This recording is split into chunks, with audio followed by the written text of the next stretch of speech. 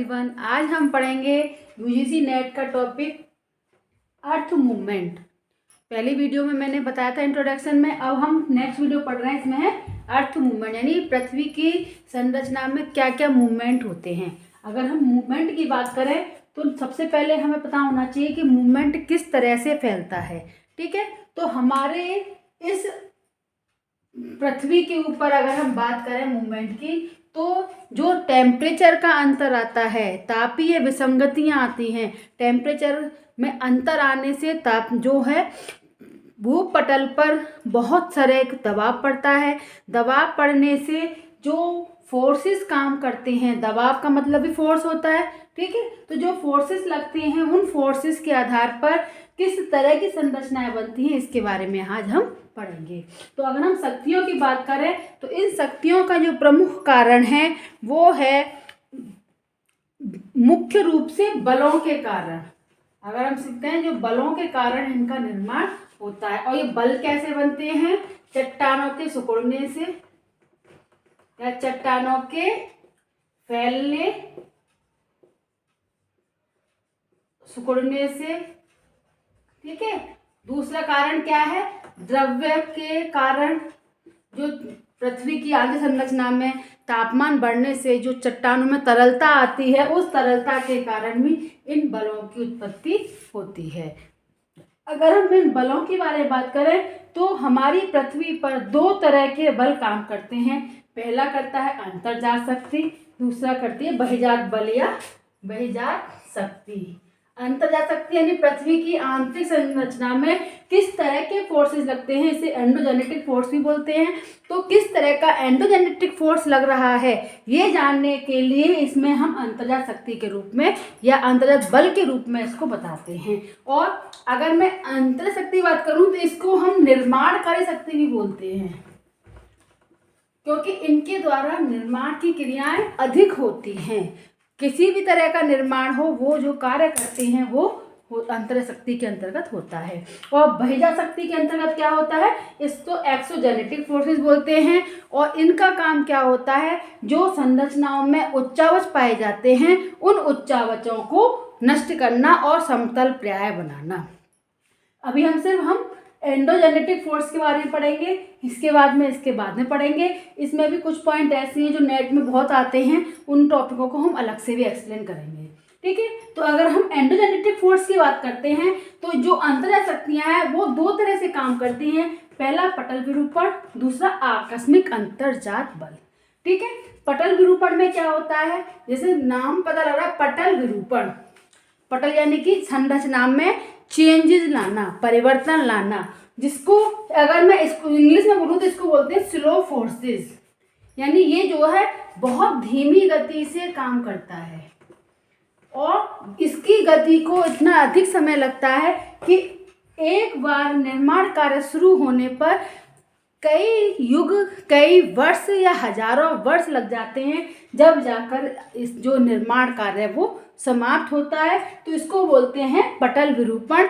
और जो चेंजेस होते हैं, यानी पटल यानी कि संरचना में जो परिवर्तन आते हैं वो बहुत अधिक आते हैं।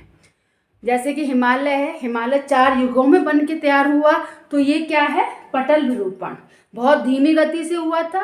ठीक है, दूसरा आता है हमारा आकस्मिक यानी सडन। जब एंडोजेनेटिक फोर्स एकदम अचानक से आके लगता है तो उसको बोलते हैं आकस्मिक अंतर्जात बल। अब आकस्मिक किस कारण से होता है ये टॉपिक मैं अलग अलग बताऊंगी। वैसे तो दो जो परिवर्तन आते हैं उसमें पहला है हमारा ज्वालामुखी, दूसरा भूकंप और तीसरा भूस्खलन। ये एक ऐसी क्रियाएं हैं, इसमें से नेट में बहुत क्वेश्चन आने लगे हैं, बीच में बंद हो गए थे लेकिन अब फिर से आने लगे हैं। तो उस आधार पर बताती हूँ कि जो आकस्मिक अंदर से ज्वालामुखी यानी इससे साथ एक साथ परिवर्तन अचानक आता है। अब ज्वालामुखी का कारण क्या है? वेव्स के परिवर्तन आने से, वो टॉपिक मैं अलग से पढ़ाऊंगी। भूकंप भी क्यों आता है? जो वेव्स जो है उनकी गति बढ़ती है तो। और भूस्खलन क्या कहते हैं कि पर्वतीय क्षेत्रों में अगर मॉइस्चर, नमी इकट्ठी होती जाती है तो जो चट्टानी है, पर्वतीय क्षेत्र है, वो नीचे की ओर जब चट्टानें टूट कर गिरती हैं तो उसे बोलते हैं भूस्खलन, यानी भूमि का या स्खलन का टूट कर गिरना। ठीक है। तो ये है आकस्मिक अंतःसंचरण। अब हम बात कर रहे हैं पटल विरूपण यानी स्लो फोर्सेस के बारे में। तो स्लो फोर्सेस में अगर हम बात करें तो पहला आता है महादेश जनक, यानी महादेश यानी महादेश का मतलब है ये इनका निर्माण होता है महाद्वीप, महासागर, पर्व, महाद्वीपों के निर्माण में, मैदानों के निर्माण के लिए। ठीक है। अब जो निर्माण कार्य होता है ये महादेश जनक, ये दो तरह से होता है, एक तो अपरमुखी, एक अधोमुखी। यानी सभी निर्माण कार्य जरूरी नहीं है फोर्सेस ऊपर उठने के लिए ही हो, फोर्सेस ऊपर उठने के लिए भी हो सकते हैं, नीचे धंसने के लिए भी हो सकते हैं। तो इस आधार पर अगर हम देखें तो जो अपरमुखी संरचना पाई जाती है यानी अपवर्ड, ऊपर की ओर जब निर्माण कार्य होता है, यानी किसी कारण से अगर इस तरह से संरचना, मैं सिंपल डायग्राम बनाती हूँ, ये क्षेत्र है, अंदर से कोई प्रेशर दबाव पड़ा, दबाव पड़ने से ये संरचना इस तरह से उठ गई, तो क्या हो जाएगा ये अपरमुखी संरचना। ठीक है। अधोमुखी में किसी तरह का दबाव, इधर से दबाव पड़ा, तो अगर ये चीज ऊपर उठी है तो ये कैसी हो गई, नीचे हो गई, और इस पर ऊपर से अगर प्रेशर पड़ता है तो ये नीचे की ओर धंसने लगती है, इसको बोलते हैं अधोमुखी या डाउनवर्ड। यानी जहां पर उठाव की ओर उठते हैं वो अपरमुखी, जहां दबाव नीचे की ओर पड़ जाता है, आंतरिक शक्ति नीचे की ओर दबाव डालती है, उसे बोलते हैं अधोमुखी। ठीक है। और अगर हम पर्वत निर्माण का, जैसे मैंने कहा ये किसका है, महाद्वीपीय या मैदानों के निर्माण में। और अगर हम पर्वत निर्माण की बात करें तो इसमें जो क्रियाएं होती हैं, पर्वत निर्माण के लिए जो काम करते हैं, ये जो निर्माण होता है ये दो तरह से होता है, तनाव और संपीड़न।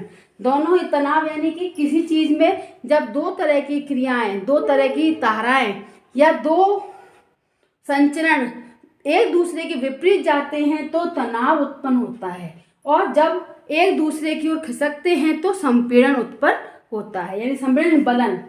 ठीक है। यानी कि बलन है फोल्डर, फोल्डर शब्द भी बोल सकते हैं, इसके लिए आएगा फोल्डर, फोल्डर बनते हैं। और यहाँ तनाव से स्ट्रेस। ठीक है। तो जो तनाव उत्पन्न होता है, तनाव कैसे होता है कि जब अगर हम इस चीज को यहीं पर बताएं कि अगर आंतरिक शक्ति पर दो तरह के बल काम करते हैं और जब दोनों बल विपरीत दिशा में जाते हैं तो बीच में क्या हो जाता है, तनाव। प्लेटों का टॉपिक आया बताऊंगी, पृथ्वी की जो प्लेटें हैं वो मूवमेंट इधर उधर करती हैं तो बीच में तनाव उत्पन्न होता है। तनाव उत्पन्न जो होता है उससे क्या होती है, चटकन होती है, यानी क्रस्ट में चटकन होती है, क्रैक पड़ते हैं, और क्रैक पड़ने से धीरे धीरे जब ये क्रैक बढ़ जाते हैं तो इससे भ्रंश का निर्माण होता है। ठीक है। तो इसे बोलते हैं भ्रंशन। ठीक है। और संपीड़न में क्या होता है, संवलन, वलन। वलन यानी अगर जैसे हिमालय की उत्पत्ति हुई थी तो हिमालय की जब उत्पत्ति हुई तो उस समय पर पहले मैंने जैसे कहा हिमालय 4 युगों में बना, तो प्लेटें जब आपस में एक दूसरे की मूवमेंट कर रही थी, आगे एक दूसरे की ओर जब आ रही थी तो ये क्रिया बहुत धीरे धीरे हो रही थी।